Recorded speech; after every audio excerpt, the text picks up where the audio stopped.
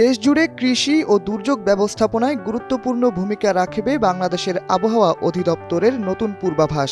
অধিদপ্তর জানিয়েছে, জুন 2025 মাসে দেশে সামগ্রিকভাবে স্বাভাবিক বৃষ্টিপাত হতে পারে, তবে মাস জুড়ে আবহাওয়া থাকবে বৈচিত্র্যময় ও কিছুটা প্রতিকূল। আবহাওয়া অধিদপ্তরের দীর্ঘমেয়াদী পূর্বাভাস অনুযায়ী জুন মাসে 1 থেকে 2টি লঘুচাপ সৃষ্টি হতে পারে, যার মধ্যে কমপক্ষে একটি মৌসুমী নিম্নচাপে রূপ নিতে পারে।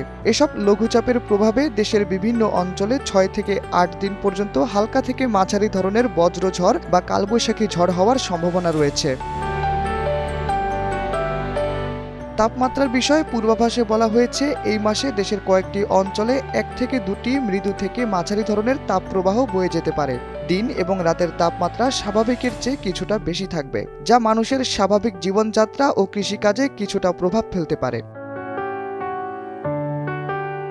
আবহাওয়া অধিদপ্তর সতর্ক করে জানিয়েছে, জুন মাসে ভারী বর্ষণের কারণে দেশের উত্তরাঞ্চল, উত্তর পূর্বাঞ্চল ও দক্ষিণ পূর্বাঞ্চলের কিছু এলাকায় স্বল্পমেয়াদী বন্যা পরিস্থিতি সৃষ্টি হতে পারে। নদ নদীর পানি বাড়তে পারে আকস্মিকভাবে, বিশেষ করে পাহাড়ি ঢল ও ভারী বর্ষণের ফলে।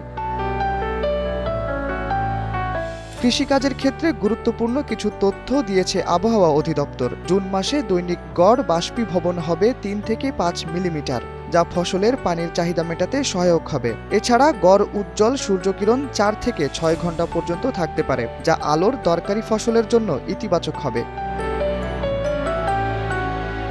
পূর্বাভাসের পাশাপাশি মে 2025 মাসের আবহাওয়ার পর্যালোচনাও প্রকাশ করেছে অধিদপ্তর।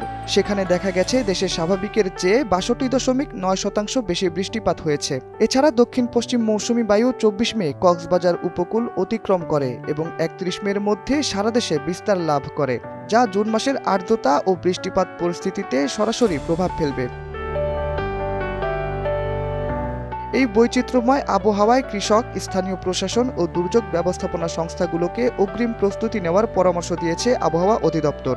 সম্ভাব্য বন্যা ও বজ্রঝড় ও তাপপ্রবাহের ক্ষেত্রে জনগণকে সচেতন থাকা এবং স্থানীয় পূর্বাভাস অনুসরণ করার আহ্বান জানানো হয়েছে।